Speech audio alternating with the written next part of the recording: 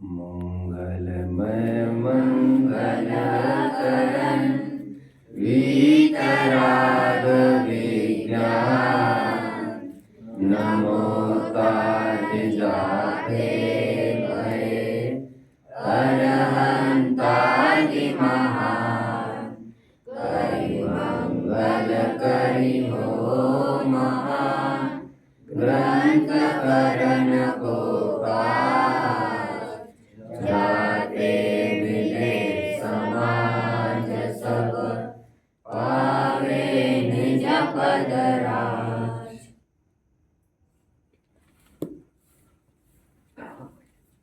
अचेतनमिदं दृश्य मदृश्यं चेतनः ततोऽप्यः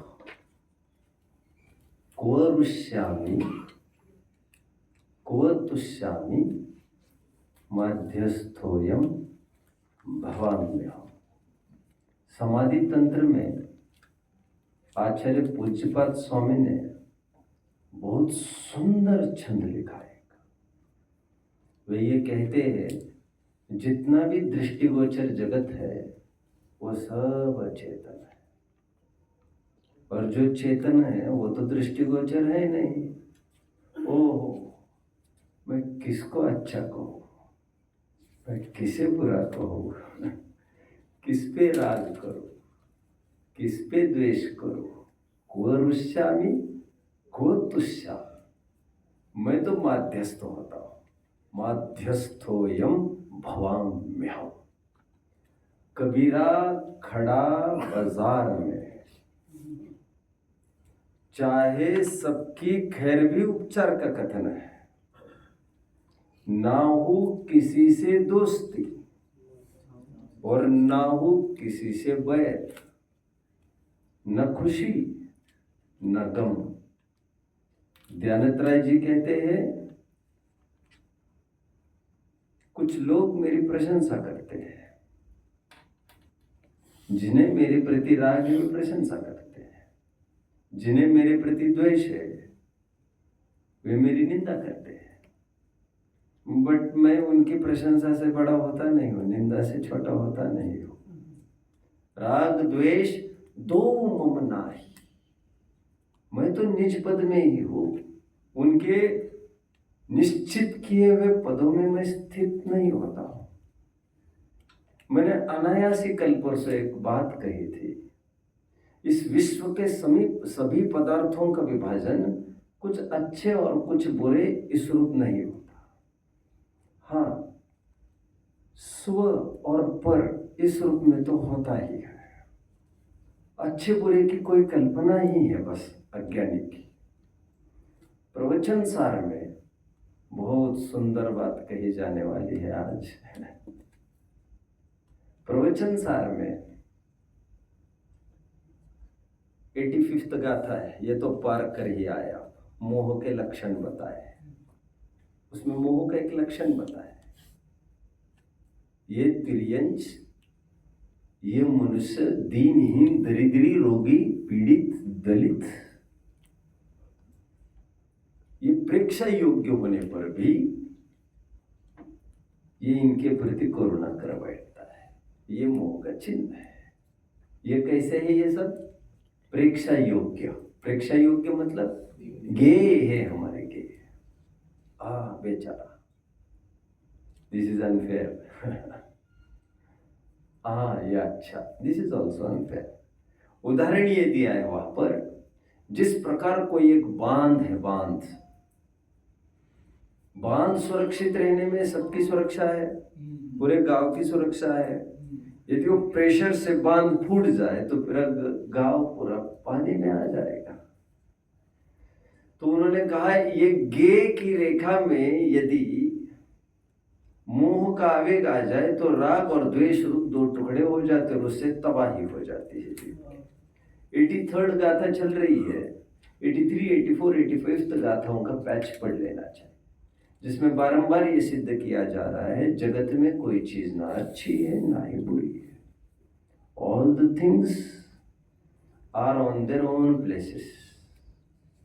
रिपीट करो बच्चों, all the things are on their own places.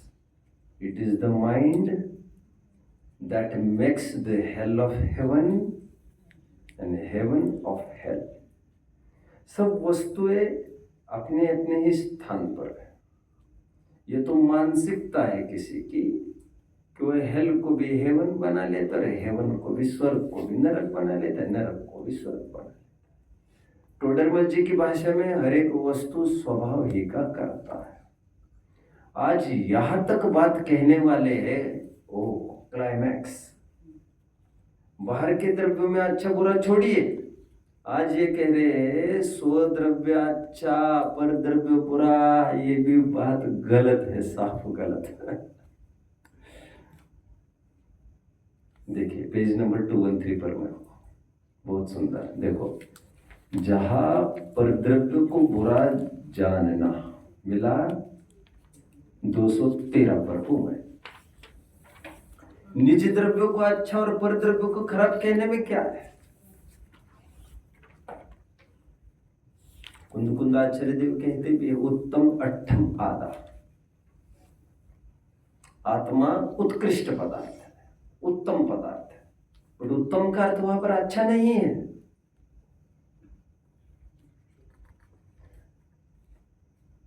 आत्मख्यातिकार ने 2 बार आत्मा को अच्छा अच्छा कहा, ये सब जानते होंगे। अच्छा अच्छा ऐसे शब्द पढ़े संस्कृत के।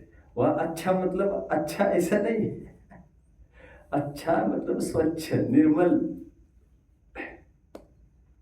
देखो क्या कहते हैं, जहां पर द्रव्य को बुरा जानना निज द्रव्य को भला जानना हो, वहां तो राग द्वेष सहज ही हुए।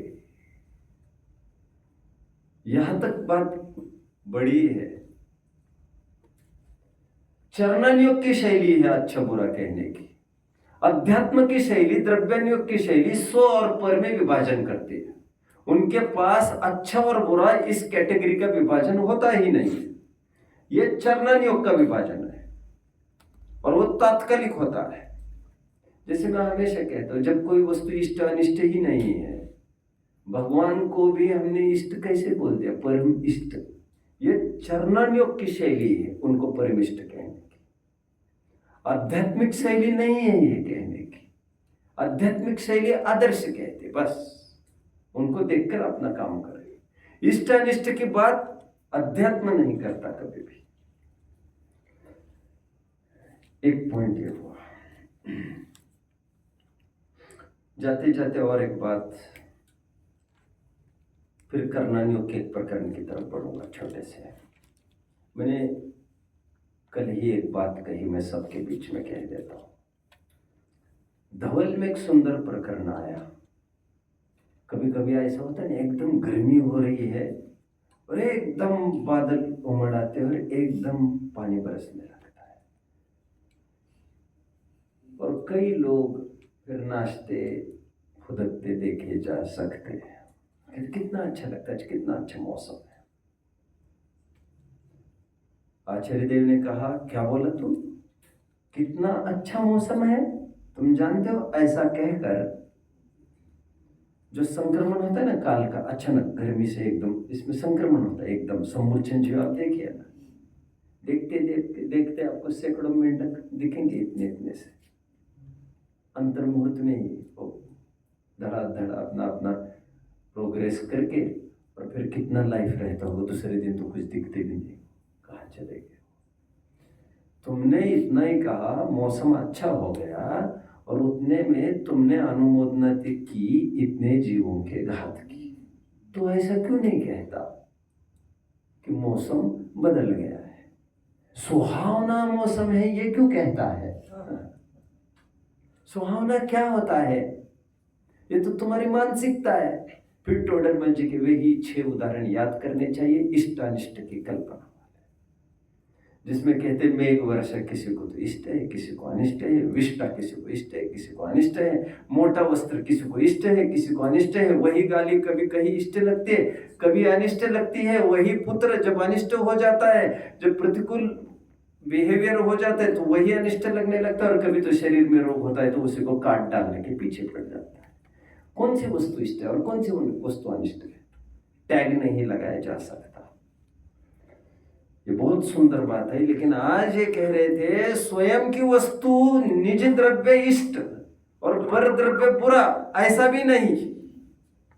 इससे क्या होता है कह रहे हैं, वहां तो राग द्वेष सहज ही हुए। आगे क्या कह रहे, जहां आपको आप रूप, स्वयं को कैसे जानना है फिर, अच्छा या बुरा? स्वयं को स्वयं रूप जानना है।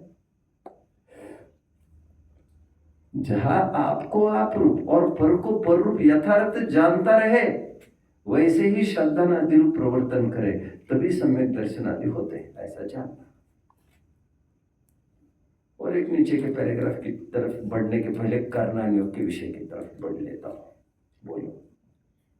ये जो पहले बोला था, जहाँ पर द्रव्य बुरा जानना और निज द्रव्य भला जानना, तो उसमें राग द्वेष, ये चरणान योग का कथन है। राइट। और जो आगे का है बुरा और अच्छा कहना, ये चरणान योग का कथन। चरणान योग कहता है ना, सत्संगत, कुसंगत, आयतन, अनायतन, ये सब विभाजन चरणान योग ने करके दिया था। अध्यात्म के दिमाग में सब कुछ नहीं है। वो कहते स्व और पर, दो ही बात है। बोलिए। आगे का जहाँ आपको ये कौन सा कथन है? ये ऐसा मानना चाहिए, पंडित जी कहते हैं। वो ऐसा कह रहा है, जो सेकंड लाइन है वहाँ पे ऐसा कहा कि आपको आप रूप जानो, पर को पर रूप जानो, खाली इतना ही जानो। तो वो किस अध्यात्म का, अध्यात्म में सो पर, इतनी ही बात है। अच्छे बुरे की कोई बात उसमें नहीं होती है। आपने जिनवानी रखे वो पीछे पीछे रखना चाहिए आपको जरा, तो एक तरफ झुकी है वो। चलिए अभी एक प्रकरण की तरफ आइए, 210 पेज खोलिए।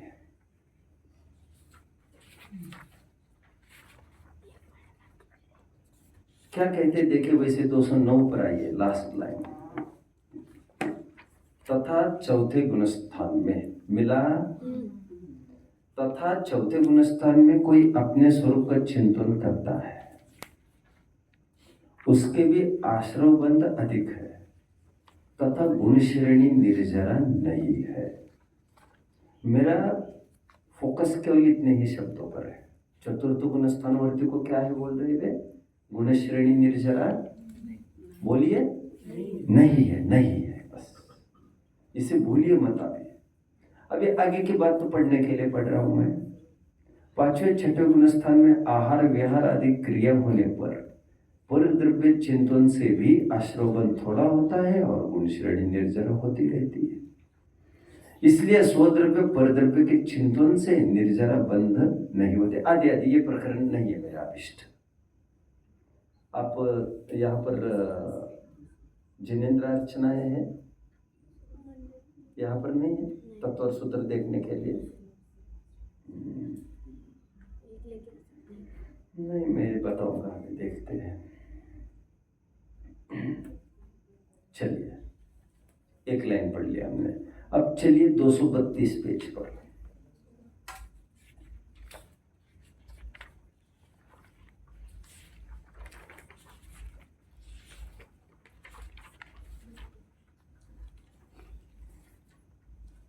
देखिए क्या लिखते हैं।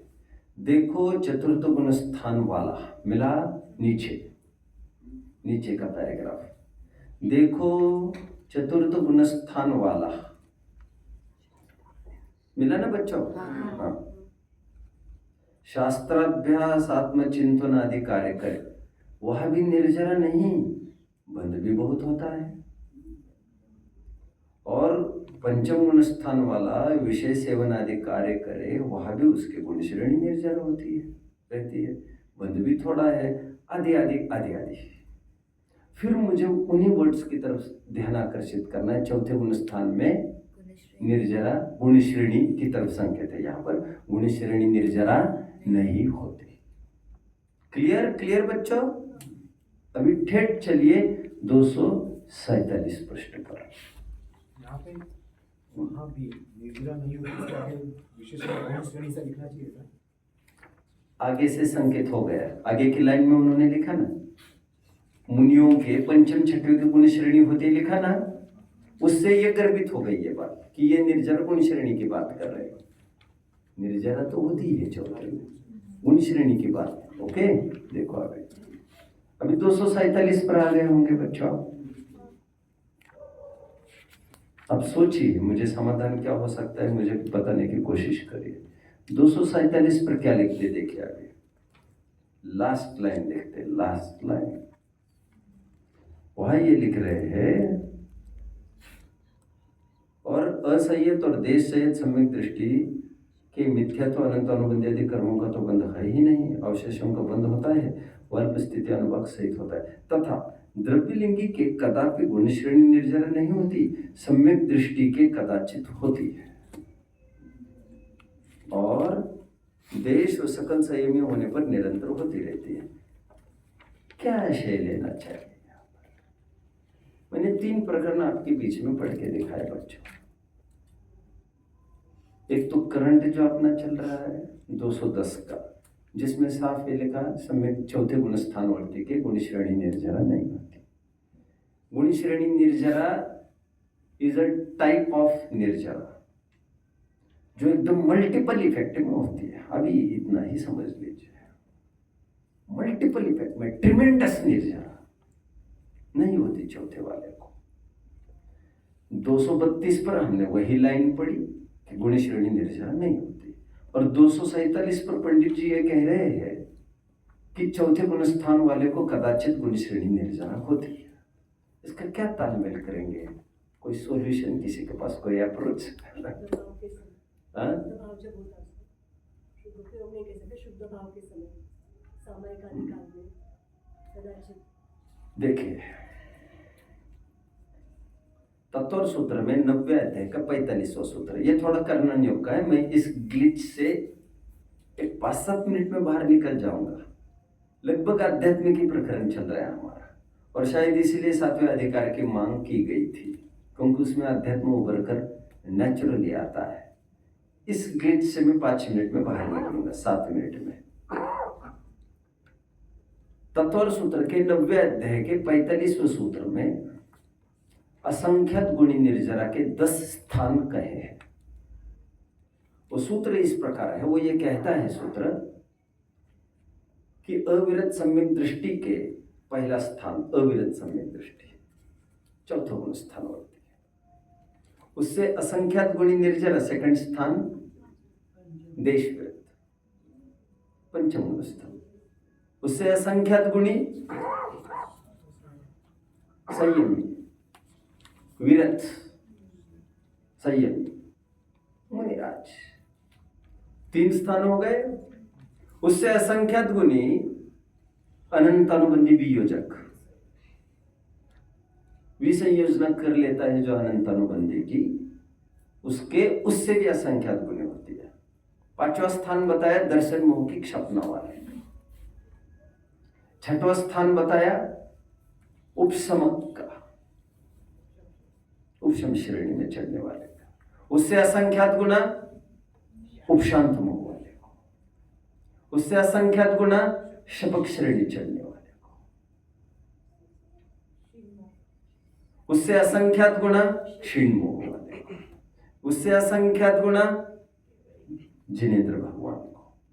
ऐसे 10 स्थान असंख्यात निर्जरा के बताए गए। जिनवानी में ये बात खुलकर समझ में नहीं आ पा रही है कि असंख्यात गुणी निर्जरा और गुण श्रेणी निर्जरा का क्या तात्पर्य लेना चाहिए। जितना मेरे ख्याल में आता है मैं आपको फॉरवर्ड करने की कोशिश कर रहा हूं। एक प्रकरण तो यह मिल रहा है, कहां पर? तत्व सूत्र के 90 अध्याय के 45वें सूत्र में असंख्यात गुणी निर्जरा के 10 स्थान। उनकी टीकाओं में एक उल्लेख जरूर मिलता है, वो यह मिल रहा है, अभी जैसे यहाँ कह रहे हैं गुण श्रेणी निर्जरा चौथे में नहीं होते कह रहे, एक बार ये कह रहे कि कदाचित होती है। व्हाट इज दिस कदाचित? जब चौथे गुण स्थानवर्ती जीव प्रथमोपशम के टाइम पर होगा तब होगी उसकी गुण श्रेणी निर्जरा। यदि हम थोड़ी देर के लिए असंख्यात गुणी निर्जरा को गुण श्रेणी निर्जरा मानकर चलते हैं तो प्रथमोपशम सम्यक्त्व के काल में जब शुद्धोपयोग पहली बार लेगा तो उतने टाइम के लिए उसको गुण श्रेणी निर्जर होगी, बाद बाकी क्षावशमिक सम्यक्त्व में आ जाएगा, फिर गुण श्रेणी निर्जर उसकी समय हमेशा के लिए नहीं रहेगी। फिर जब अनंतानुबंधी की भी संयोजना करेगा तो फिर गुण श्रेणी निर्जरा होगी, और जब फिर दर्शन मौखिक सपना करने लग जाएगा चौथे गुण स्थानवर्ती, फिर गुण श्रेणी निर्जरा होगी तो कदाचित ही तो कहेंगे उसको। एक अपेक्षा ये है। दूसरी अपेक्षा जो मेरे पढ़ने में है, चौथे गुण स्थान में औपशमिक सम्यक्ति भी हो सकता है, क्षौपशमिक सम्यक्ति भी हो सकता है और क्षायिक सम्यक्ति भी हो सकता है। क्षायिक सम्यक्ति के निरंतर गुण श्रेणी निर्जरा होती रहती है, irrespective of what he is doing. औपशमिक सम्यक्ति के जब उपशम सम्यक तो प्राप्त किया, एकदम पहले फेज में उसके गुण श्रेणी निर्जरा होती है, और क्षौपशमिक सम्यक्ति के गुण श्रेणी निर्जरा नहीं होती है, जिसमें अधिकांश काल बीतता है। इस न्याय से ये दोनों संधि बिठा लेना चाहिए आपको। 3 प्रकार के कथन टोडरमल जी ने किए हैं, तो कदाचित का तात्पर्य ये है कि चौथे गुण स्थान में कभी कभी हो सकते, और जो दोनों जगह कह रहे चौथे गुण स्थान में नहीं होती गुण श्रेणी निर्जरा, वो एक सामान्य कथन कर रहे हैं बस। चलिए और एक प्रकरण की ओर 213 पेज पर फिर आइए। उसके साथ हमारा निश्चयवासी प्रकरण पूर्ण हो जाए।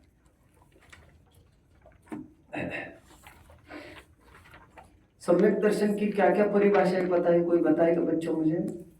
सम्यक दर्शन की क्या क्या परिभाषाएं है? सम्यक तो गुण किसे कहते हैं? उसमें 4 परिभाषाएं दी है लघु जैन सिद्धांत प्रवेशिका में। जिस गुण के निर्मल होने से, एक सच्चे देव शास्त्र गुरु का शब्दान होता है। मैं तो 4 लक्षण बताता हूं तुरंत आपको। बोलेगा अभी भी कोई? अभी भी कोई बोलेगा? बोलिए। 7 तत्वों पर श्रद्धा। सच्चे देव शास्त्र गुरु का शब्दान क्रम ये चाहिए। 2 7 तत्वों का शब्दान 2, आपा पर का शब्दान 3 और आत्मा का शब्दान 4। ये 4 लक्षण की चर्चा हमने की थी, राइट। और 5वां लक्षण ये कह सकते हैं दर्शन मोह का क्षय क्षय उपशम। 7 प्रकृतियों का क्षय क्षय उपशम, ये करना नहीं टेक्निकल। बट टोडरमल जी ने यहाँ पर एक नई परिभाषा दी है। जिस श्रद्धान से राग आदि का अभाव हो वो श्रद्धान सम्यक दर्शन। जिस ज्ञान से राग आदि का अभाव हो वह ज्ञान सम्यक ज्ञान। रिजल्ट ओरिएंटेड बात करते हैं। तुम देवशास्त्र गुरु की बात करो, 7 तत्व की करो, चाहे जो कुछ करो, राग द्वेष खत्म हुआ क्या भूमिका के अनुसार? यदि राग द्वेष तुम्हारा सीमित हो रहा हो तो फिर सम्यक दर्शन उसे कह सकते हैं। यदि राग द्वेष सीमित नहीं है तो तुम बात कुछ भी करो फिर फायदा कुछ नहीं है। रिजल्ट ओरिएंटेड बात करते। फिर से तात्विक परिभाषा है। तात्विक मतलब जिसमें 7 तत्व गर्भित करना चाहते हुए स्पेशली आश्रम बन के छूटने की महत्ता दी जा रही है। आइए व्यवहाराभासी के प्रकरण में बच्चों। अब व्यवहाराभासी कैसा है? ये मिथ्या दृष्टि तो है, मिथ्या दर्शन के ही ये भेद है सब। ये व्यवहाराभासी की क्या विशेषता है? व्यवहार नए की तरफ इंक्लाइंड है, व्यवहार नए की तरफ। व्यवहार नए की तरफ इंक्लाइंड है मतलब व्यवहार नए के विषय भूत 28 मूल गुण आदि आदि बाहर की जो क्रियाएं हैं उनको वो मोक्ष मार्ग मानता है। ये व्यवहाराभासी की भूल है भाई। ओके, अभी यहाँ पर पूरे प्रकरण में बच्चों, अभी तक पूरे प्रकरण में उसके प्रमाद को, उसकी स्वच्छंदता को धिक्कारा गया, नकारा गया निश्चयवासी के प्रकरण में। अभी आगामी आने वाला व्यवहाराभासी प्रकरण है वो तो खूब क्रिया करता है, क्रिया कांड करता है। कांड का अर्थ क्या होता है बच्चों? कांड किसे कहते हैं? कांड कहते हैं समूह। किसे कहते हैं? समूह। जैसे हमने कहा हत्याकांड, a series of massacres, that is not a single, वो कोई एक जन की हत्या नहीं है, सीरियली हत्या करते जाना उसे कहते हैं हत्याकांड। कांड इज समूह।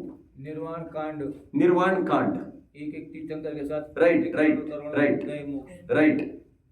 जीव कांड, कर्म कांड, ये जो शब्द है मैं नहीं समझता था पहले, क्या चीज है भैया, मैं समझता था ये तो कर्मों के समूह और जीव के अनेक प्रकार के असंख्यात लोक प्रमाण परिणामों के जीव के भेद प्रभेद बताए जाते हैं, उसे कहते हैं जीव कांड। कांड इज नथिंग बट समूह। तो कर्म कांड जिसे कहते हैं, खूब क्रिया क्रिया क्रिया क्रिया करते रहना और उसी को मोक्ष मार्ग माने बैठना। अभी यहां पर जो व्यवहारभाषी का प्रकरण चलेगा वो हर जगह ये बताया जाएगा, तो क्या करोगे क्रिया कर करके, तुम आत्मा को तो जानते नहीं हो, आत्मा को जानो, छोड़ो इन सब चीजों को। अभी एक उल्टी धारा चलती हुई आपको प्रतीत हो सकती है और समय सार में जो टोन है वो इसमें टोन मिलेगी आपको। आध्यात्मिक ग्रंथों में सर्वत्र व्रत नियम संयम की हेता दिखाई जाती है। उदनियमानि धरंता शीलानि तहच तवम च कुवंता पर मठ बाहिराजे क्या ते सब बाल तवम बाल वदम बेंती संपन्न। तुम्हें आत्मा का ही अनुभव नहीं है, तुम्हारे व्रत तप सब बाल तप है, बाल व्रत है, कोई काम के नहीं है। ऐसे समय सार में पूरी टोन है वो व्यवहाराभास में मिलेगी। बट यह क्रियाओं को धिक्कारा जाएगा जगह जगह। पहले ही एक नोटिस डाल रहे टोडरमल जी, वे ये कह रहे हैं हम क्रियाओं का निषेध करेंगे यहाँ पर, तो क्रियाओं में मोक्ष मार्ग की मान्यता का निषेध समझना। हमारा यह आशय कहीं नहीं है कि तुम क्रियाएं छोड़कर तुम पाप में प्रवृत्त होगे, ऐसा हमारा आशय नहीं है। ऐसा निश्चयवासी के पहले कोई क्वेश्चन नहीं डाला उन्होंने, व्यवहारवासी के पहले क्वेश्चन डाल रहे हैं। वे सजग है इस बात को, क्योंकि वे जानते हैं ऑपरेशन कड़काई से जरूरी निश्चयवासी का ही है और क्रियाएं जरूरी है किसी प्रकार से, ऐसे उनके दिमाग में, इसलिए पहले डाल रहे हो। आप समझ रहे हैं? देखिए प्रारंभ में क्या कहते हैं, व्यवहारभाषी का प्रकरण चलेगा। देखो यह ऐसा जान लेना कि 213 पेज कि व्यवहार धर्म की प्रवृत्ति से पुण्यबंध होता है, इसलिए पाप प्रवृत्ति की अपेक्षा तो इसका निषेध है नहीं। कितनी सावधानी बरत रहे यहाँ पर। निश्चयवासी के पहले ऐसी कोई भूमिका उन्होंने नहीं जमाई, व्यवहारभाषी के पहले भूमिका जमा रहे, क्योंकि वे जानते हैं विषय पोषण का भूत अनादिकाल से जीव को परिचित है, ये तो फटाफट छोड़ देगा ये सब जितना पाला है, निषेध है नहीं। परंतु यहाँ जो जीव व्यवहार प्रवृत्ति ही से संतुष्ट होकर सच्चे मोक्ष मार्ग में उद्यमी नहीं होते हैं, उन्हें मोक्ष मार्ग में सन्मुख करने के लिए उस शुभ रूप मिथ्या प्रवृत्ति का भी निषेध रूप निरूपण करते हैं। प्रयोजन ऊपर चढ़ने का था, प्रयोजन नीचे गिरने का नहीं है। और एक पैराग्राफ पढ़ के एक कलश पढ़ना है हमको। यह जो कथन करते हैं उसे सुनकर यदि शुभ प्रवृत्ति छोड़ अशुभ में प्रवृत्ति करोगे, अब जानते हो ना बच्चों, मैंने थोड़े टाइम पहले कहा था शुभोपयोगोयम अपराध। अमृतचंद्र स्वामी का एक छंद है पुरुषार्थ सिद्धि उपाय में, जहां वे क्या कहते हैं, यह शुभोपयोग क्या है बच्चों बोलो, अपराध है, अपराध। शुभोपयोगोयम अपराध, ये शुभोपयोग अपराध है।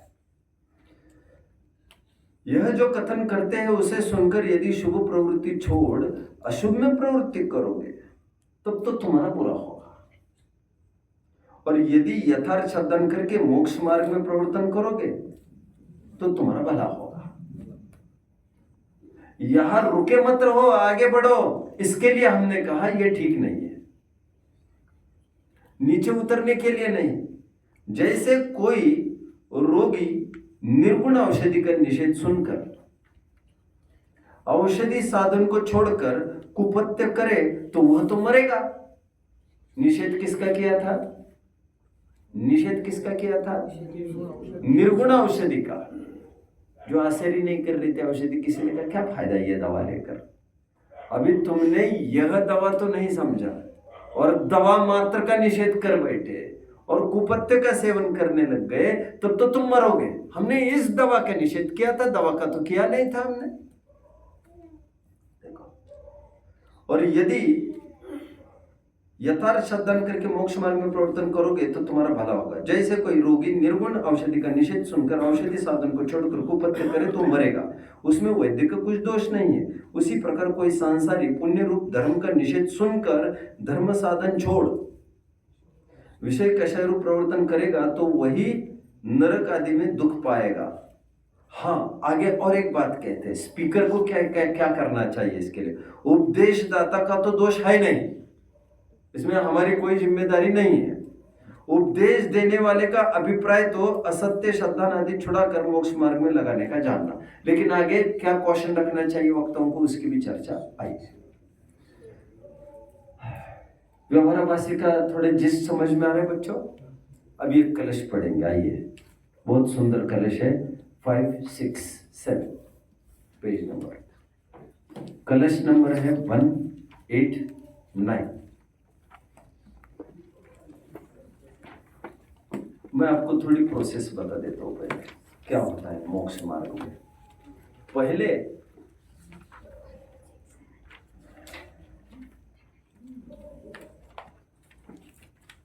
चलो हो गया 567 कितना, सॉरी 557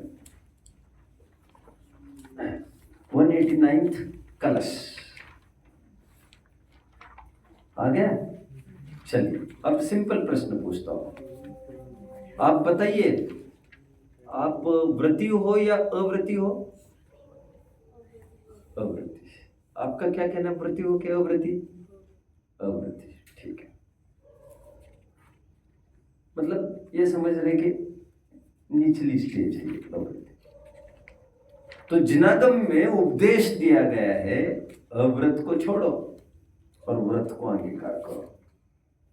इष्टोपदेश समाधि तंत्र क्या कहा? अव्रत को छोड़ो और व्रत को अंगीकार करो। कैसा है ये उपदेश? सही है बच्चों? कुछ तो बोलिए, सही है ना? आगे का स्टेप 1, अव्रत छोड़ो, व्रत को अंगीकार करो। सब व्रत तक आ गए, अब क्या करें? सेकंड स्टेप पर कहते हैं आचार्य देव, अभी व्रत को छोड़ो और अव्रत में आ जाओ। सेकंड स्टेप क्या? This is not the reverse step, this is the progressive step. लेकिन आप क्या कह रहे हो, व्रत छोड़कर अव्रत में आना? देखो सुनिए ध्यान से। पहले अव्रत था जीवन में, इंद्रियों में बेभान प्रवृत्ति थी 6 प्रकार के, और जीव दया का 6 प्रकार के प्राणी के प्रति जीव दया का कोई विवेक भी नहीं था। अव्रत को छोड़ो, व्रत को अंगीकार करो। लेकिन व्रत को अंगीकार करने के बाद अव्रत को अंगीकार करो मतलब व्रत को भी छोड़ो, मतलब व्रत संबंधी अभिविकल्पों को भी छोड़ दो। बहुत सुंदर प्रकरण चल रहा वहां पर। मतलब सीधा ये है, पहले गुणस्थान से चौथे में तो तुम आ ही गए, लेकिन रहे तो तुम अव्रति के अव्रति। तो हम ये कह रहे हैं तुम उठो, अव्रति से व्रति बन जाओ। मतलब 5वें 6वें गुणस्थान में आ जाओ, 7वें गुणस्थान में आ जाओ, राइट? हालांकि अभी 6वें में है, मान के चलो। व्रति है ना, मुनि सकल व्रति बड़ भागी। मैंने आपको एक चार्ट बनवाया था, आपको याद है? पहला गुण, पहले से 4 गुणस्थान अथवा 4, 5, 6, 7 गुणस्थान बनाए थे। चौथा गुणस्थान कैसे है? पाप के त्यागी नहीं है वे, इसलिए अव्रति है। पंचम गुणस्थान वर्ती, पाप के एक देश त्यागी, स्थूल त्यागी है, इसलिए वे देशव्रती है। और मुनिराज पाप के पूर्णतया त्यागी है, स्थूल के साथ सूक्ष्म पाप के त्यागी है, इसलिए वे महाव्रती है, पूर्णव्रती है। अव्रति, देशव्रती और व्रति। तो ये 6वें गुणस्थान वर्ती वाले व्रति की मैं बात कर रहा हूं। लेकिन 6वें गुणस्थान शुभोपयोग का गुणस्थान है। विकल्प होते हैं उसमें, मुझे ये व्रत पालना है, ये करना है, वो करना है। चलना स्वयं एक विकल्प है। अब चलना है तो देख देख कर चलना, वो तो विकल्प है ही। और उपदेश निर्विकल्प अवस्था का है, जो निर्विकल्प स्वरूपाचरण में लीन रहते हैं। और कदाचित रागांश के उदय से फिर बाकी की बातें। मुख्यता से तो क्या लिखा है? मुख्यता से तो निर्विकल्प स्वरूपाचरण में लीन रहते हैं। तो निर्विकल्प अवस्था मतलब व्रतों के भी विकल्प छोड़ दीजिए और 7वां अधिगुण स्थान में आरूढ़ हो जाइए, जो शुद्ध उपयोग के गुण स्थान है। मतलब चौथे तक के गुण स्थान की स्थिति को छोड़कर 6वें 7वें तक आइए, 5वें 6वें तक आइए। हालांकि 7वें पूर्व की 6वां होता है, मैं उसकी बात नहीं करना चाह रहा हूं। चौथे से उठाकर कहाँ लाया? 5वें 6वें तक। और फिर अभी क्या कह रहे हैं? इन विकल्पों को भी छोड़ो और निर्विकल्प अवस्था कौन सी? 7वें गुण स्थान में जाओ, जहां पर व्रत संबंधी कोई विकल्प नहीं है। अभी हूबहू मिलता जुलता कथन यहाँ पर चल रहा है समय सार में। वे ये कह रहे हैं पहले प्रतिक्रमण आदि खूब करते थे। पहली एक स्थिति थी जब प्रतिक्रमण नहीं करते थे, कोई गलती हुई तो कहते थे इसमें क्या हो गया। आज तुम्हें हर एक चीज की पीड़ा होने लग गई, हो मेरे से गलती हो गई आज, तो तुम प्रतिक्रमण भी करने लग गए। अप्रतिक्रमण से कहां पर आ गए? प्रतिक्रमण में आ गए। अप्रतिक्रमण की स्टेज कैसी थी? पाप की या पुण्य की? पाप की। अप्रतिक्रमण से प्रतिक्रमण में आए, प्रतिक्रमण की स्टेज कैसी है? पुण्य की। अभी ये कहेंगे ये इस प्रतिक्रमण को भी छोड़ने को उपदेश दिया जाएगा और कहा जाएगा इस प्रतिक्रमण को भी छोड़ो और ऊपर बढ़ो अप्रतिक्रमण में फिर से। क्योंकि ये प्रतिक्रमण बीच का ये भी शुभ भाव है, ये भी एक प्रकार से विष कुंभ है। बट किसी लोगों ने क्या किया, जब हम प्रतिक्रमण को विष कुंभ कह रहे थे, विष कुंभ मतलब विष का भंडार, जब हम प्रतिक्रमण को विष का भंडार कह रहे थे तो कुछ लोगों ने न समझकर प्रतिक्रमण आदि फिर से छोड़ दिया और फिर नीचे अगर आप कह आप काय के माफी मांगना, माफी मांगने से आश्रय तो लगता है, तो वे रिवर्स में आ गए। तो ये देखकर आचार्य देव ये कह रहे हैं हम तो उपदेश तुम्हें ऊपर चढ़ने के लिए दे रहे थे, तुम नीचे कैसे गिर गए। बहुत सुंदर कलश है, देखिए क्या कहते हैं। ये वसंत तिल का छंद है, आपके भक्तामर के राग का है। यत्र प्रतिक्रमणमेव विषं प्रणीतम् तत्र प्रतिक्रमणमेव सुधा उत स्यात्। सुनिए सुनिए सुनिए सुनिए, अर्थ समझिए। यत्र प्रतिक्रमणमेव विषं प्रणीतम्। जब प्रतिक्रमण को हमने विष कह दिया, प्रतिक्रमण कौन सा भाव था? शुभ भाव है। प्रतिक्रमण कौन सा भाव? शुभ भाव। जब उसे भी हमने जहर कह दिया शुभ भाव को, तो प्रतिक्रमण अमृत कैसे हो जाएगा कह रहे हैं। वो पाप भाव अमृत कैसे हो जाएगा? जब पुण्य भाव भी को भी हमने जहर कहा, पाप भाव अमृत कहां से हो जाएगा? सुधा मतलब अमृत। फिर से, यत्र प्रतिक्रमणमेव विषं प्रणीतम् तत्र प्रतिक्रमणमेव सुधा उत स्यात्। तत्किं प्रमादयति जनः प्रतपन्नधोध। फिर क्यों? कितना खेद हुआ आचार्य को। तत्किम क्या कह रहे? तत्किम फिर क्यों? प्रमाद क्यों करते हो और क्यों नीचे पतित हो रहे हो, क्यों नीचे नीचे गिर रहे हो। तत्किम प्रमादयति जन प्रपतन्नधोध। अधो अधो नीचे पतन क्यों कर रहे हो फिर? किम नूर्ध्वमूर्ध्वमधिरोहति निष्प्रमाद। निष्प्रमाद होकर ऊर्ध्व गमन क्यों नहीं कर रहे आप? इसी कलश को आधार बनाकर जगह जगह ये लिखा है, उपदेश तो ऊपर चढ़ने के लिए दिया जाता है, नीचे गिरने के लिए नहीं। समझ में आया? देखिए, आइए अभी पेज नंबर 215 खोलिए जल्दी।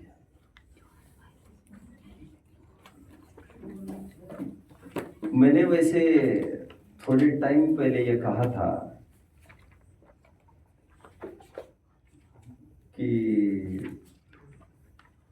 पूरे मोक्ष मार्ग प्रकाश को पढ़कर टोडरमल जी की दृष्टि में चरणान्योग का बहुत मस्त प्रकरण हो सकता है, उस पर कोई पीएचडी बना सकता है। अभी अभी 1 महीने पहले बच्चों, एक श्राविका है, उसका नाम मैं भूल रहा हूँ, she is from Guna I think. उन्होंने अपॉइंटमेंट लिए, हम आ सकते हैं क्या? और अवेलेबिलिटी देखकर वे 3-4 जन आए, तो ये पता चला मुझे वो पीएचडी कर रही है इस सब्जेक्ट पर। डिसर्टेशन के लिए आई थी मेरे पास असिस्टेंस लेने के लिए, और मैंने किन्हीं प्रवचन में ऐसा बोला है, उससे इंस्पायर होकर और काफ़ी प्रवचन सुनकर उसने थीसिस बनाया बहुत बड़ा। क्या विषय? मोक्ष मार्ग प्रकाशक में समागत चरणान्योग। जैसे फॉर एग्जाम्पल आपके सामने अभी अक्सर प्रश्न होता है कि शादी विवाह होता है तो इंटरकास्ट हो सकता है। इंटरकास्ट कितने जन समझते हैं? इंटरकास्ट मैरिजेस समझते हैं ना बच्चों? आपके देखने में है कोई इंटरकास्ट मैरिज? तो हाथ ऊपर करिए जरा बच्चों। देखने में है कोई? नहीं है देखने। अभी टोडरमल जी के कोर्ट में कोई बात ले गया, वैसे प्रकरण तो कुल अपेक्षा धर्मधारा के व्यवहाराभासी का है, लेकिन पंडित जी ये कह रहे हैं विवाह आदि के मामले में तो जैसी कुल परंपरा है वैसा ही करना चाहिए। देखिए 215, इसलिए विवाह आदि कुल संबंधी कार्यों में तो मिला, विवाह आदि कुल संबंधी कार्यों में तो कुछ नहीं है, कुल क्रम का विचार करना। कह रहे हैं तुम जहां पर कुल क्रम का विचार करना चाहिए था वहां पर तो विचार करते नहीं हो, और जहां नहीं करना चाहिए वहां करते रहते हो। कहते धर्म मार्ग में माँ बाप इस कुल में पैदा हुए हैं इसलिए ये ठीक है, ये मत सोचो। वहां पर तुम तर्क लॉजिक से सोचो, क्योंकि ऐसे तो मुस्लिम घर में पैदा हुए वाले भी तो ये समझेंगे मुस्लिम धर्म ठीक है, ऐसे यहाँ पर लॉजिक दिया जा रहा है। एक देखिए कहां पर है, मुझे जल्दी बताइए। लेफ्ट पेज पर देखिए कहां पर। देखिए यदि कुल क्रम ही से, तीसरी लाइन ऊपर से, पहला 214 पेज, यदि कुल क्रम ही से धर्म हो तो मुसलमान आदि सभी धर्मात्मा हो जाए। समझ में आया? तो कहते हैं अकल लगाओ, अकल। इस माँ बाप के कोख से जन्मे हो इसलिए ये ठीक, ये कोई बात नहीं हुई।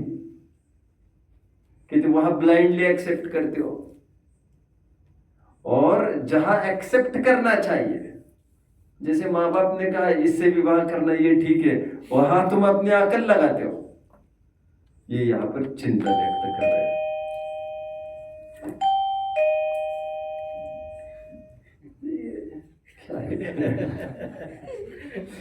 ठीक है, ठीक है बच्चों, हमारे मूल ग्रंथों में भी गंधर्व विवाह आदि का खुलकर निषेध किया है। चलिए आइए पेज नंबर 218 पर बच्चों।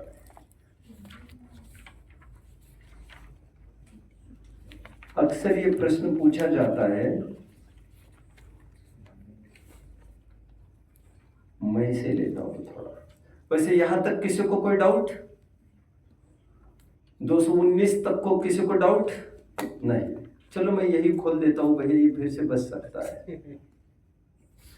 ये भी बचता है क्या? आप लोगों ने सेटिंग करके रखी है। तोड़ देंगे। हाँ, कर लो कुछ। ठीक है।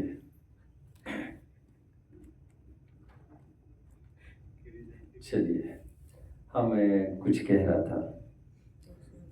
उससे पहले, हाँ 218 तक किसी को कोई प्रश्न रहे तो बोलिए आगे। नहीं, क्योंकि 218 से लेकर फिर मैं सीधा 226 की तरफ बढ़ूंगा। फिर 226, 27 किसी के डाउट आ रहे हो बीच में तो मुझे जरूर बताइएगा। ये कल से शायद चल सकता है 226, 27। बीच में ये चालू करने के पहले मैं फिर उस प्रकरण को लेता हूँ जो समझ नहीं पाए हैं मेहुल भैया, और मैं शायद बाद में बात नहीं कर पाऊंगा। मैं पूरी स्टोरी यही कर रहा हूँ एनर्जी, घर पर भी बात नहीं कर सकता मैं।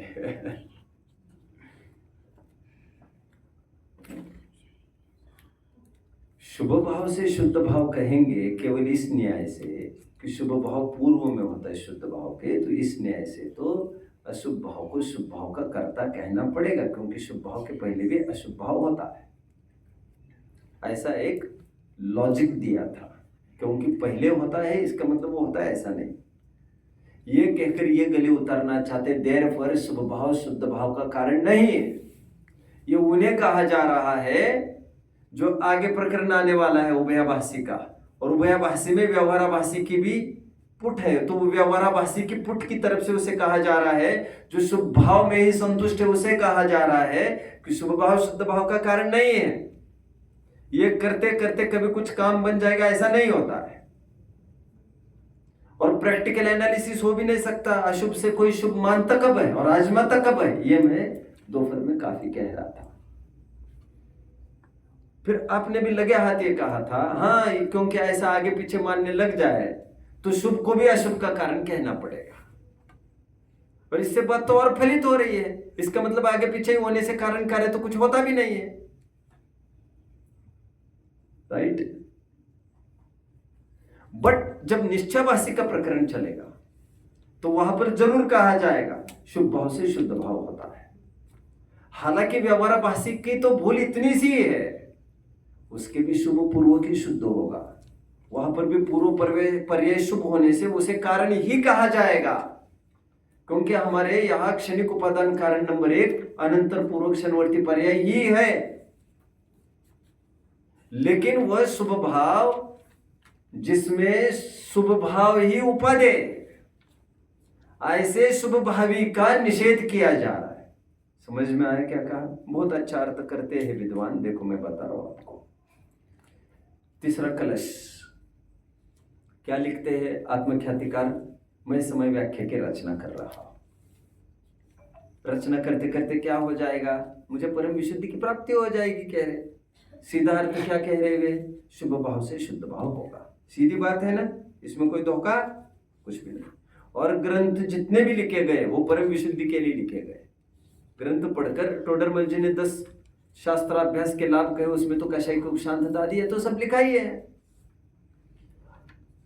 तो समय की व्याख्या लिखते लिखते, ये शुभ भाव लिखते लिखते विशुद्धि की प्राप्ति होगी। विशुद्धि मतलब परम विशुद्धि की प्राप्ति होगी, शुद्ध भाव की प्राप्ति होगी, ऐसा कह रही है। तो कायदे से शुभ भाव से नहीं होगी ये प्राप्ति, कायदे से शुभ भाव के साथ वर्तने वाला वो विचार निर्णय कि शुभ भाव भी है, उसके कारण, उस पुट के कारण शुद्ध भाव का जन्म होगा। लेकिन उपचार उस शुभ भाव पर आता है, और हम ये कह रहे हैं उसी को हम शुभ भाव कह रहे हैं। जो शुभ भाव स्वयं को है मानता है वही शुभ भाव, उसी को हमने शुभ भाव कहा यहाँ पर कारण के रूप में। ऐसा मैंने काफी खुलासा किया था दोपहर में भी। चलिए अभी एक गर्मा गर्म विषय पर हम आ जाते हैं, सांसारिक प्रयोजनार्थ व्यवहाराभासी मिथ्या दृष्टि। वैसे प्रकरण साफ स्पष्ट है, बट अननेसेसरली समाज में काफी विवाद होता रहता है इस पर। अक्सर लोग ये कहते हैं विद्वानों को पैसा लेना चाहिए कि नहीं लेना चाहिए, इस बात पर काफी मत भिन्नता देखने में आती है। और मेरे देखने में कम से कम 50-100 लेख है जो 100 सालों से लिखते आ रहे हैं लोग।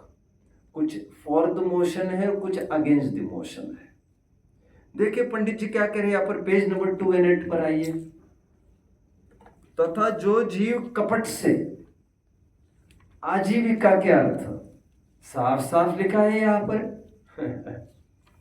कपट से आजीविका के अर्थ साफ साफ लिखा है।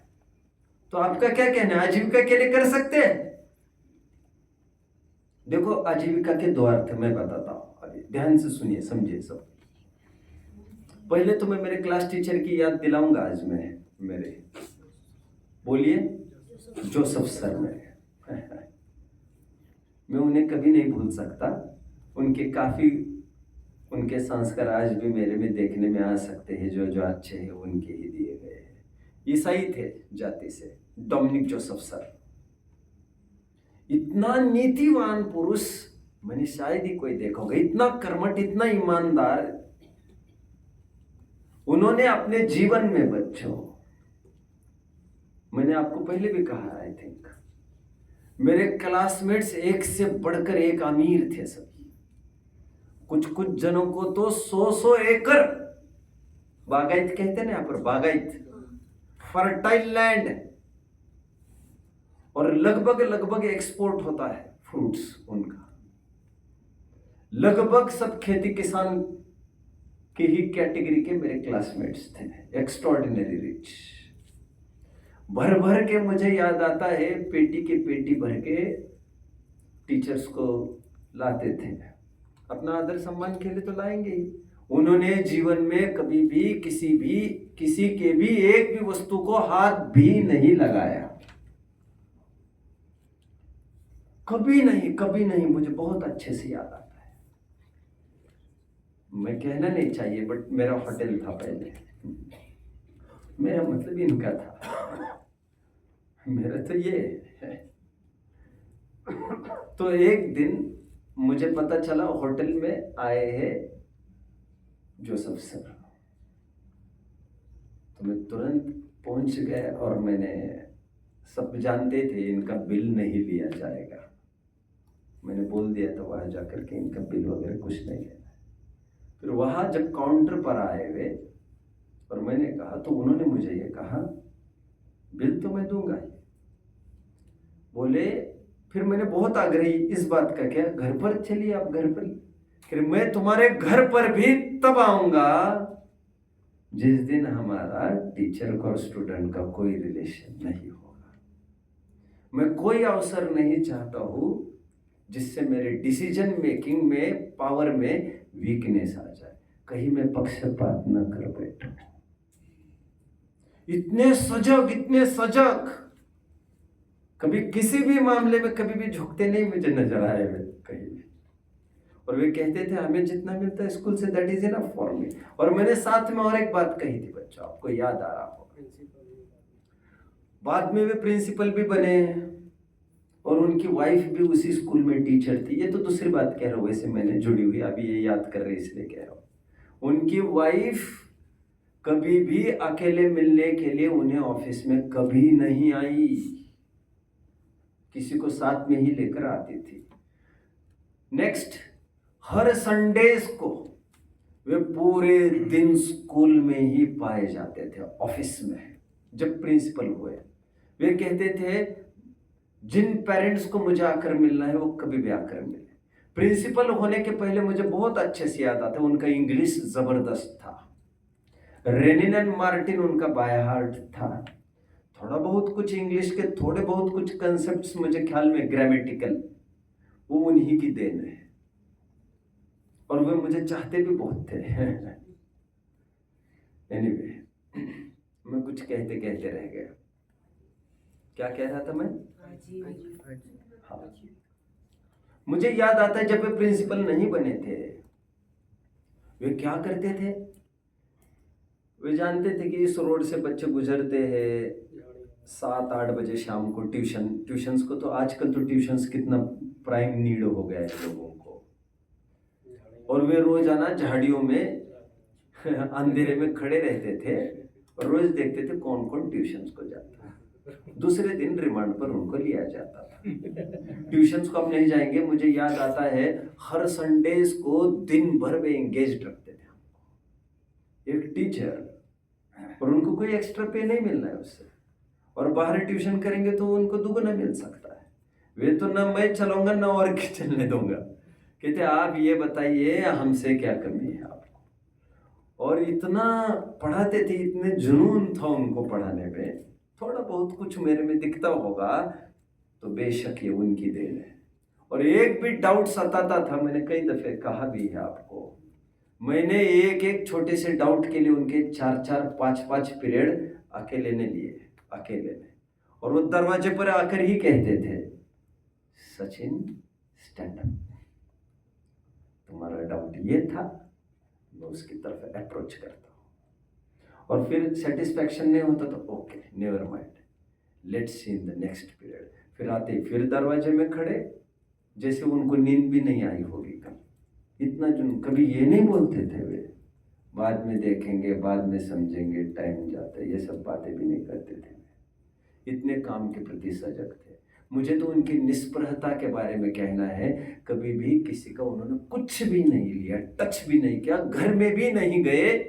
जब नाता अपना टूट जाएगा तब आप बुलाना हो तो फिर मैं आना हो तो आऊँगा, कहीं मेरे से जस्टिस में मैं अनजस्ट ना हो जाऊँ, मैं इंक्लाइन नहीं हो जाऊँ आपके प्रति, भी कहते थे। सांसारिक प्रयोजनार्थ व्यवहाराभासी का मिथ्या दृष्टि का प्रकरण में मुझे लेना है अभी छोटा सा। उसके पहले वीर सावरकर को और एक बार याद कर लेता हूँ मैं, और किन्हीं कारणों से नहीं, मैं उनका फैन हूँ ये मैंने बोला भी नहीं। वीर सावरकर का एक बहुत स्टेटमेंट फेमस है। वे ये कहते थे यदि भारत को समृद्ध होना है, हमारे देश को, तो इस देश के 2 किस्म के व्यक्तियों को सबसे अमीर होना चाहिए। वे कौन व्यक्ति होंगे बच्चों? एक तो यहाँ का शिक्षक वर्ग, क्योंकि मानो न मानो आजकल धन से सम्मान आका जाता है। सबसे सम्मानित स्पेसीज समाज में वो टीचर ही होनी चाहिए।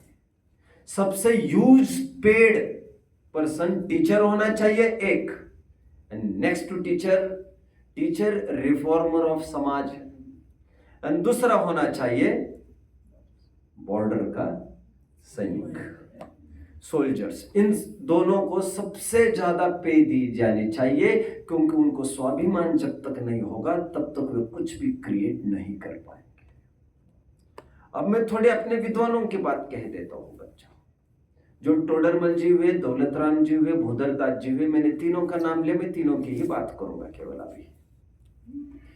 टोडरमल जी, आपको क्या लग रहा है, कुछ आजीविका के लिए करते होंगे ये पेशा पढ़ाने करने का, आपको क्या लग रहा है? जो व्यक्ति हाथी के पैर के नीचे दिया जाना तय था और फिर भी वो पीछे नहीं हटे। आप जानते होंगे पहले भी षड्यंत्र हुआ था पंडित जी पर मारने का, तब भी उन्होंने ग्रंथ को पीछे नहीं लिया आपने। और दूसरी बार भी जब हाथी ने कुचल डाला उनको, तब भी उन्हें एक मौका दिया गया था, तुम्हें ग्रंथों को हटाओ, समाज में विद्रोह हो रहा है, ये क्यों करते हो? टोडरमल 138 पेज पर तो लिखी आए हैं कि मैं कोई गुस्से से थोड़ी लिख रहा हूँ, ये मुझे करुणा हुई है उन लोगों के प्रति जो पथभ्रष्ट हो रहे हैं। मैं वेश्या सेवन का निषेध करूं और कोई वेश्या नाराज हो जाए तो उसमें मैं क्या कर सकता हूं? ऐसा डायलॉग वहां का पढ़ लेना चाहिए।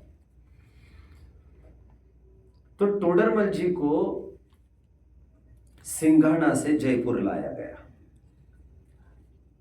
ऐसा व्यक्ति आजीविका के लिए करता होगा कुछ, बट आजीविका के लिए मतलब आप क्या समझते हो?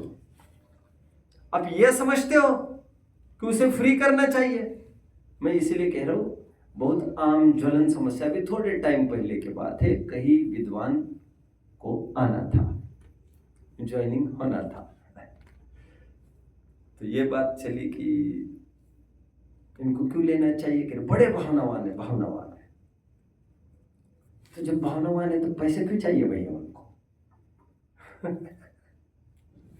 तो ठीक है, फिर भावनाहीन वालों को बुलाओ। कैसा लगा आपको?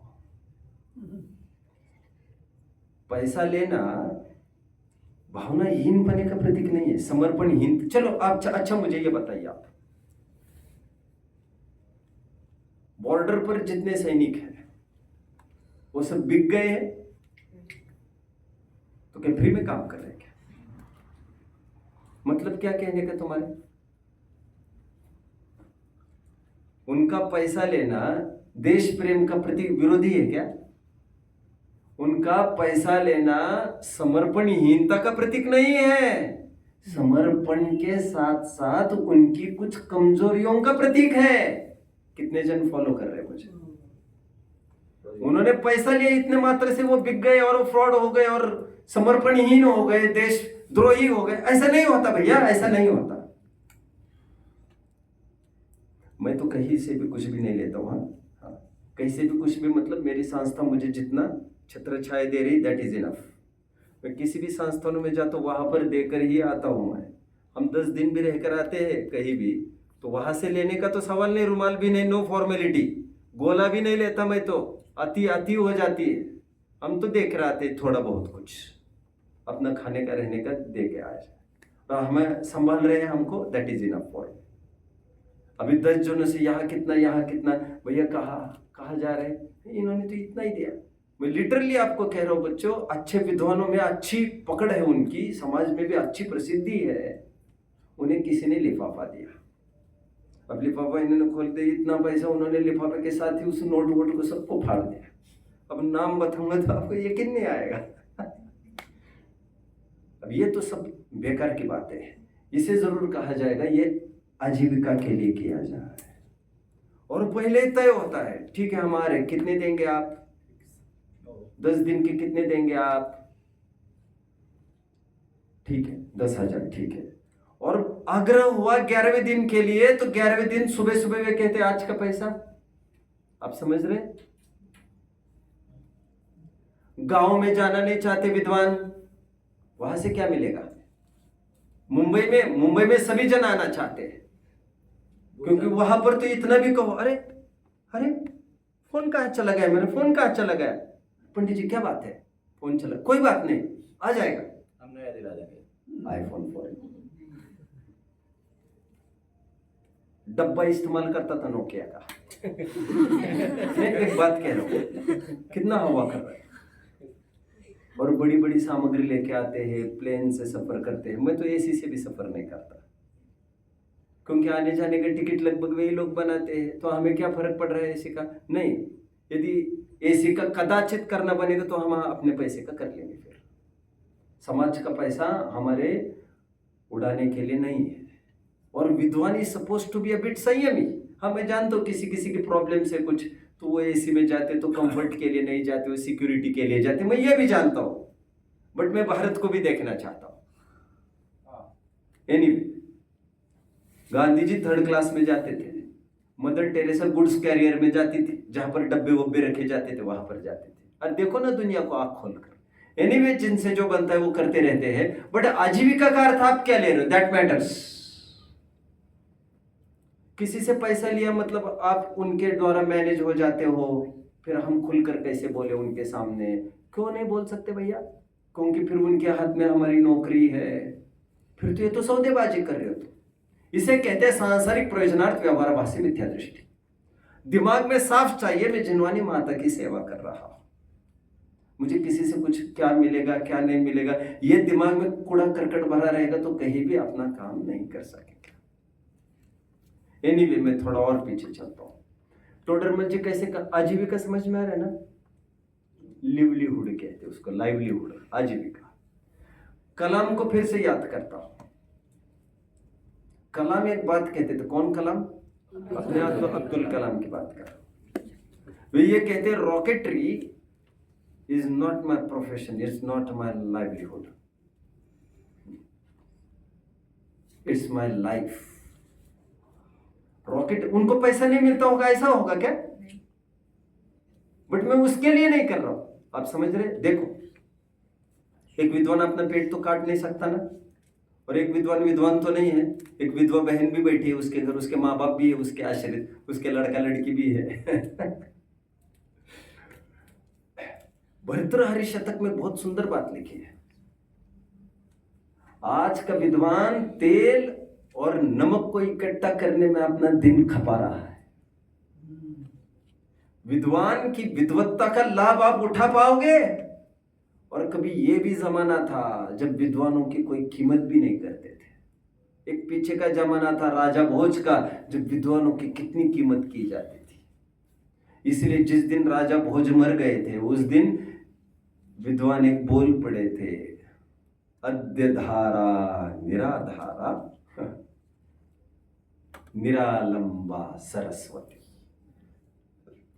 कहा के थे राजा भोज? धारा नगरी। आज ये धारा नगरी निरालंब हो गई सरस्वती से। पंडिता खंडिता सर्वे भोज राजे दिवंगत है। भोज राजे आज चले गए हैं, सुन लो, अभी विद्वानों के दिन खत्म हो गए, कोई विद्वानों को पूछने वाला भी रहेगा नहीं। पंडित नेहरू की वैसे ही बीच में याद आ रही, राजा भोज को बाद में देख लेते। जब Pandit Nehru was invited for a program somewhere, सुना होगा आपने, तो जब चढ़ रहे थे सीढ़ियों पर मंच पर जाने के लिए, उनके पीछे पीछे कवि साहित्यिक थे। नाम बताना? रामधारी सिंह दिनकर, जानते हैं नाम? हिंदी साहित्य, हिंदी साहित्यकार। हमारे हाँ, बुक में बढ़िया। ये सब सॉर्ट ऑफ जैन्स ही थे सब। अभी पढ़ना पड़ेगा आपको काफी उसके लिए। पंडित नेहरू पर चढ़ते चढ़ते लड़खड़ाए और गिरने लग गए। गिरने लग गए, रामधारी सिंह दिनकर ने उनको सपोर्ट दे दिया। वो हंसते हंसते बोले, नेहरू जी अच्छा हुआ आज आपने बचा लिया, नहीं तो मैं गिर जाता। तो उन्होंने बहुत अच्छी बात कही थी। दिनकर कवि ने कहा था, साहित्यिक तो थे ही, उन्होंने कहा था, नेहरू जी बोले जब जब भी राजनीति डगमगाई है, जब जब भी देश संकट में आया है, तब तब उसे संवारने संभालने का काम साहित्यिकों ने ही किया है। साहित्यिक का वैल्यू समझ रहे हो आप? विद्वान की इतनी वैल्यू थी, राजा भोज के पास में फिर आकर खड़ा होता। राजा भोज ने कह दिया था, कहार जाति, कहार होते ना वो पालकी ढोने वाले, उनके जमाने में वे भी संस्कृत बोलते थे बच्चों, और वो एकदम नॉलेज की कदर करने वाला आदमी था राजा भोज।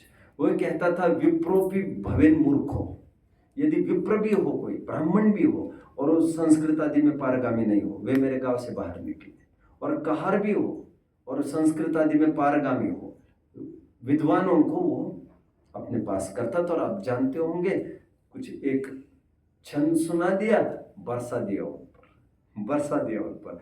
राजा भोज की मैक्सिमम प्रॉपर्टी साहित्यिकों पर ही चली गई थी। राजकोष का प्रयोग युद्ध आदि के लिए उनका कम हुआ है। कवि आए और थोड़ा कुछ सुनाए, माला माल कर देता था। तो ये है धरोहर, ये है नस्ल। एक मैं सुनाते रहता हूं, आपने सुना होगा, कैशियर को चिंता हुई राजा भोज की कि ये सब पैसा उड़ा रहे साहित्यिकों में। तो उन्होंने एक मैसेज लिखा कि आपदर्थम धनम रक्षित। क्या? संकट आएगा, संभाल कर रखो पैसा। राजा भोज की उदारता देखो। दूसरे दिन सिंहासन पर आए, उन्होंने देखा ये कागज क्या है, उसने समझ लिया किसी ने मैसेज दिया है मुझे, आपदा के लिए मैं बहुत में धन पैसा बांटता हूं ना। तो उन्होंने इसकी खोजबीन नहीं की, किसने लिखा है उसको बुलाओ, देखो क्यों रे लिखा, क्या है। उन्होंने पलट कर लिखा, श्रीमताम कुत आपदा, महापुरुषों को काय की आपदा है, महापुरुषों के जीवन में कोई आपदा ही नहीं आती बेटा, सीधो कॉन्फिडेंस। और वो कैशियर ने फिर से और एक मैसेज डाला, थर्ड डे, दैवात क्वचित समय आती, यदि दैव पलटा खा जाए, कदाचित आ जाए तो उदय। तो पलट कर चौथे दिन लिखा भोज ने, समायाति विनश्यति, जिस उदय की तुम बात करते हो, फिर वहां पर तो कितनी भी संपत्ति हो, फिर वो तो चली ही जाएगी। खैर, मैं तो अभी ये कह रहा हूं, आजीविका का अर्थ क्या करेंगे? टोडरमल जी ने आजीविका के लिए किया होगा, आपको क्या लग रहा है? प्रवचन वगैरह क्या किया होगा? बट जब टोडरमल जी को बुलाया गया, सिंघाना में क्या करते थे वे?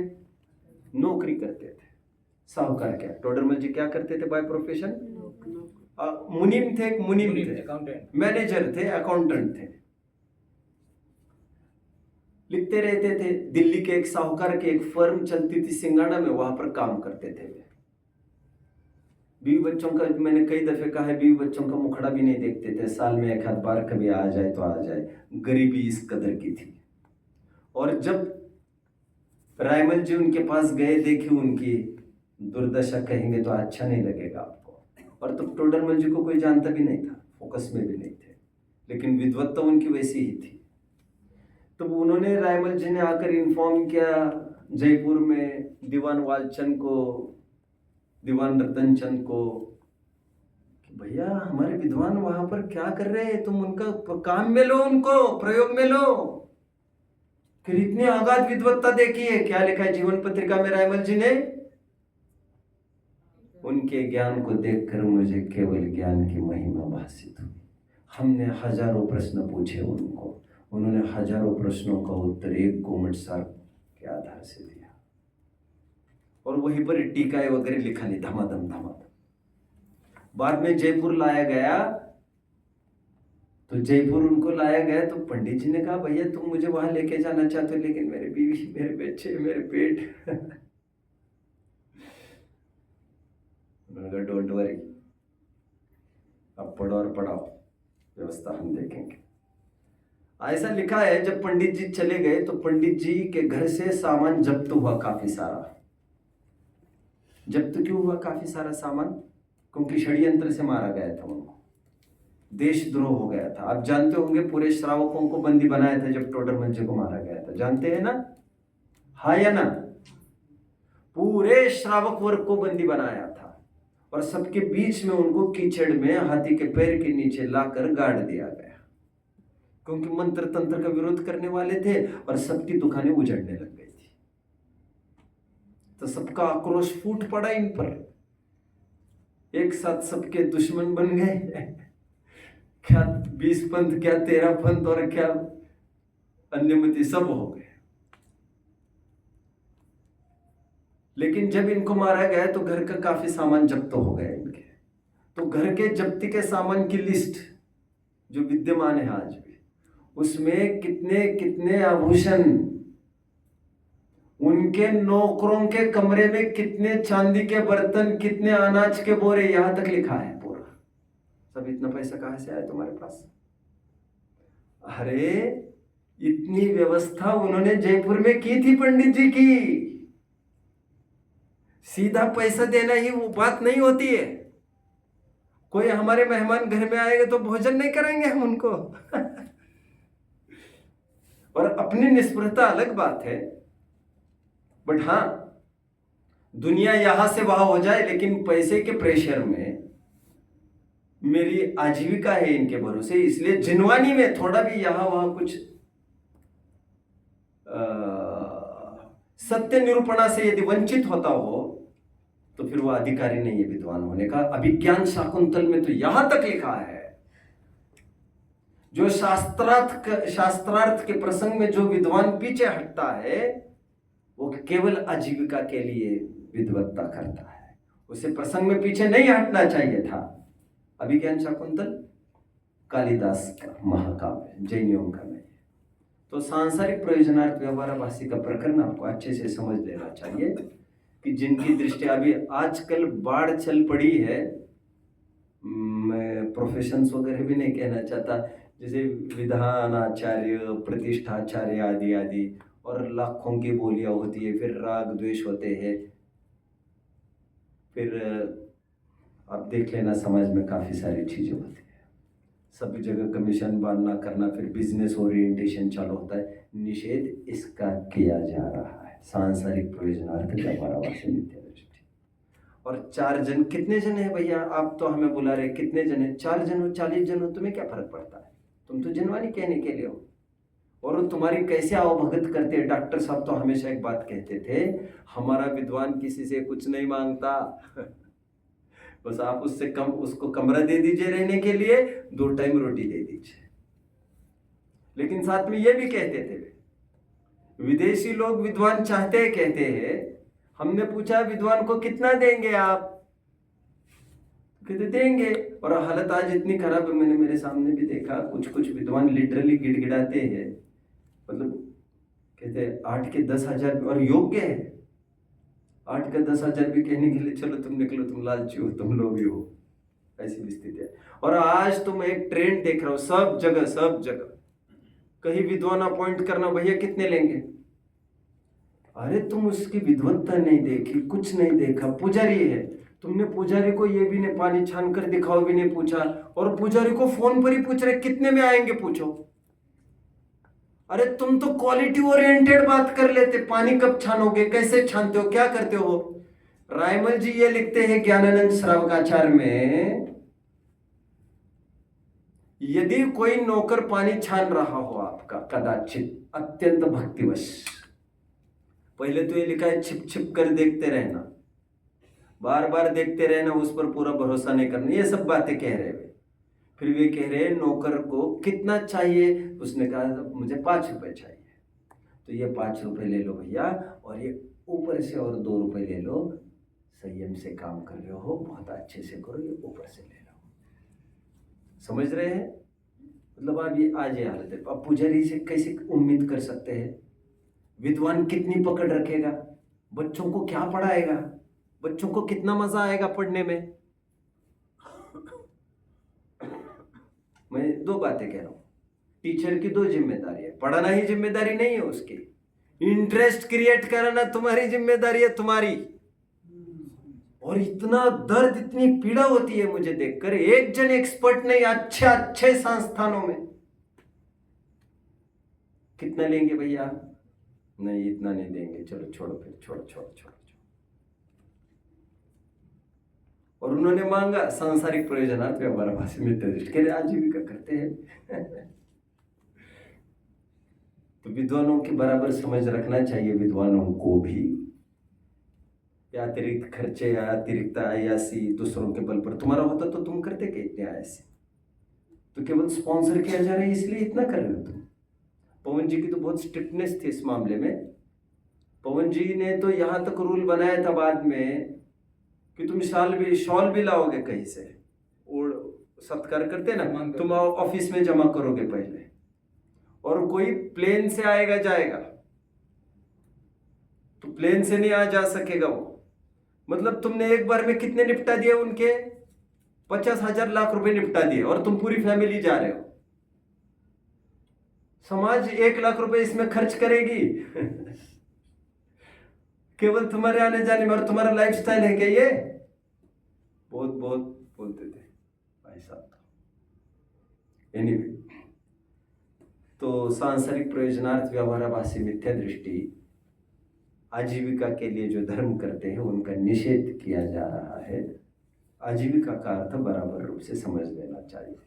फिर से जो मिलिट्री तैनात है वो पे लेती है, केवल पे लेना उसके देशद्रोह का प्रतीक नहीं है, समर्पणहीनता का प्रतीक नहीं है, समर्पण के साथ साथ चलती हुई कमजोरी का जरूर प्रतीक है। अच्छा, और सुनो, टोडरमल जी को ले गए जयपुर, कौन, ये दोनों दीवान मतलब प्राइम मिनिस्टर होते थे उस जमाने के, बच्चों समझ रहे हैं आप।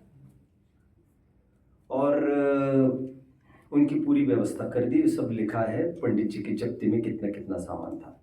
भूधरदास जी क्या काम करते थे बाय प्रोफेशन, भूधरदास जी हमेशा कहता रहा हूं मैं, आटा बेचते थे। अरे स्थितियां कोई इनकी बहुत ठिकाने की थोड़ी थी, मैं हमेशा कहता हूं आज तो विद्वानों की स्थितियां बहुत अच्छी है।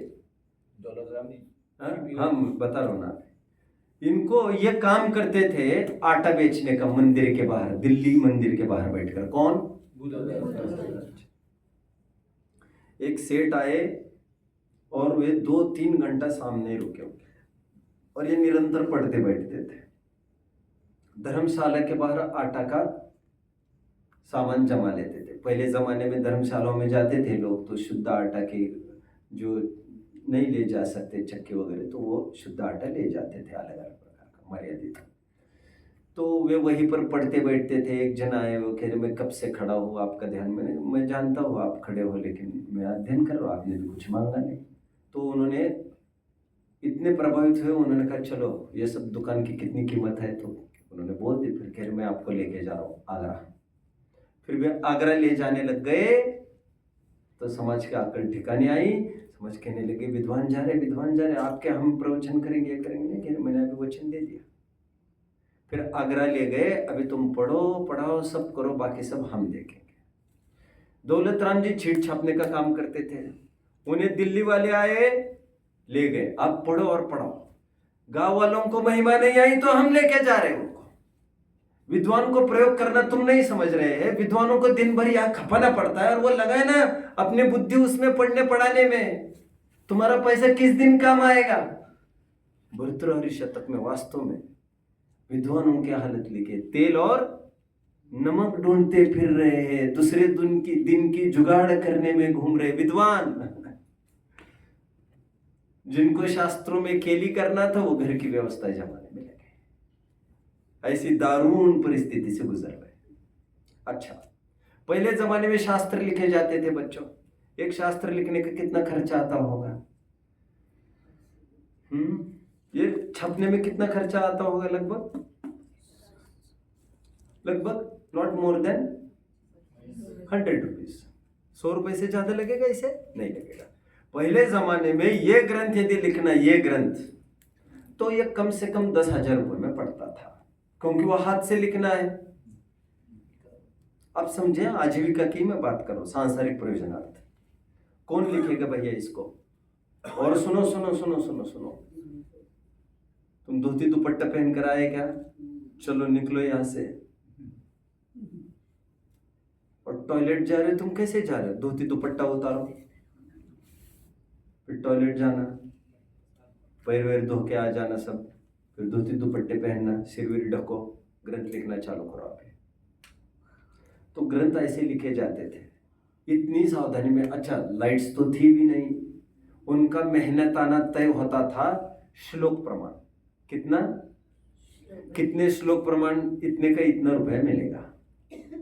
अब महीने में मुश्किल से मान के चलो, महीने में यदि लिखता है, तो आज के तारीख में गुजारा करने के लिए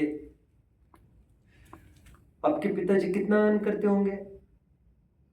क्या आइडिया है आपको? कोई आइडिया नहीं, ठीक है, कोई बात नहीं। 15,000 में मानकर चलो, कितना अर्न कर सकता है एक महीने में? तुम ये लिखोगे, तुम्हारी मम्मी, तुम्हारे पापा, तुम्हारे आश्रित लड़का लड़की, कुछ भी हो सकती है, तो पूरे परिवार की जिम्मेदारी उसकी है ना। तो पूरे परिवार के का गुजारा एक महीना उसका चलेगा। एक महीना तुम यहाँ एंगेज कर रहे हो ग्रंथ लिखने में, तो एक मंथ का देना पड़ेगा उसे। आप समझ रहे हैं? इस प्रकार एक एक ग्रंथ लिखने में, और पीछे चलो तो 1-1 लाख रुपए जाता था। समझ रहे हैं आप? तो उसको दिया हमने, दैट वाज मेहनताना। इसलिए आज भी विद्वानों को जहां कहीं दिया जाता है, उसे ये नहीं कहते सैलरी देते हैं, उसे क्या कहते हैं? मेहनताना नहीं कहते उसे कहते हैं मानधन। समझ में आता है? लेकिन जो भी कुछ हो, पैसे के पीछे उसे जिनवानी के साथ कॉम्प्रोमाइज नहीं करना चाहिए। इतने बड़े सेठ बैठे और मैं इनका मन नहीं रखूंगा तो फिर मेरा गया। तो टोडरमल जी ने सम्यक ज्ञान चंद्रिका की पीठिका में जोड़ा लिखा, एक जोड़ा, लोभी पंडित, बोलिए, लोभी पंडित और अविवेकी सेठ। ये उनकी चापलूसी करता रहता है, ये उनकी चापलूसी करता रहता है। तो इससे तो जिनवानी की तोड़ मरोड़ हो जाएगी। जो तगड़ी छाती से जिनवानी का निरूपण करता रहे, ऐसे विद्वान की हमें जरूरत है। इररेस्पेक्टिव ऑफ उसको कितना मान सम्मान मिलता है, उसको कितना पब्लिक सपोर्ट मिलता है, उसकी कितनी सामाजिक सपोर्ट होता है, इर्रेस्पेक्टिव ऑफ दैट उसको सही सही निरूपण करते रहना चाहिए। ये सांसारिक प्रयोजनार्थ व्यवहाराभासी का निरूपण जो बड़ा विवादग्रस्त माना जाता है, इस पर फोकस करने का मन हुआ and I have completed this. अभी यहाँ तक किसी को कोई डाउट हो तो मुझे बोल सकते हैं। मैं आया हूँ पेज नंबर 226 तक, फिर मैं कल चलो एक लाइन पढ़ लेता हूँ मैं। यहाँ पर आइए सभी, 219 पर आइए जरा, 219 पर आइए, धीरे धीरे बढ़ते वहां तक। इस प्रकार सांसारिक प्रयोजन सहित जो धर्म साधते हैं वे पापी भी है और मिथ्या दृष्टि तो है ही। एक मिनट कहा गया,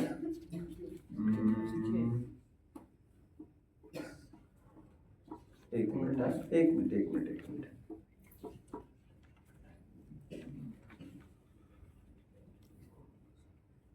हाँ, पेज नंबर 218 पर आइए। 218 पर 4 प्रकार के मिथ्या दृष्टि बताए। कुल अपेक्षा व्यवहाराभासी मिथ्या दृष्टि 1, 2 परीक्षा रहित आज्ञानुसारी व्यवहाराभासी मिथ्या दृष्टि, 3 सांसारिक प्रयोजनार्थ व्यवहाराभासी मिथ्या दृष्टि, और आगे 4 धर्मधारक व्यवहाराभासी मिथ्या दृष्टि। ऐसे 4 भेद इन्होंने बताए।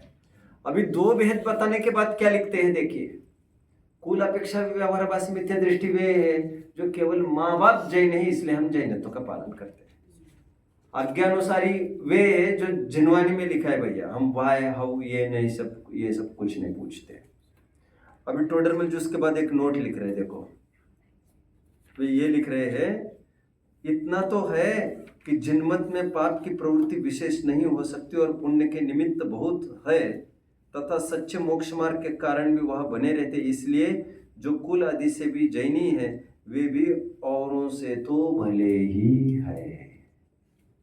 देखो पंडित जी की शैली देखिए, निषेध खंडन किया जा रहा है। हो गया बच्चों 2 मिनट आगे, खंडन किया जा रहा है।